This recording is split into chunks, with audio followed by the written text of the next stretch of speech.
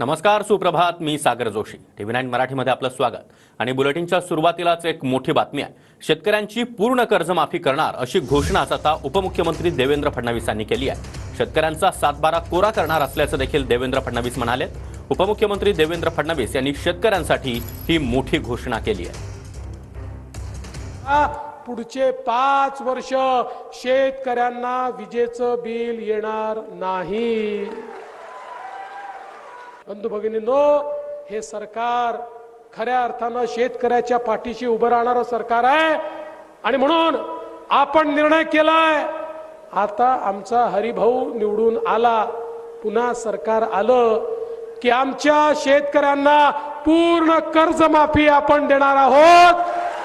शेतकऱ्यांचा 7/12 करूया कोरा कोरा कोरा कोरा. 7/12 शेतकऱ्यांचा करण्याचा निर्णय आपल्या सरकारने घेतलेला आहे.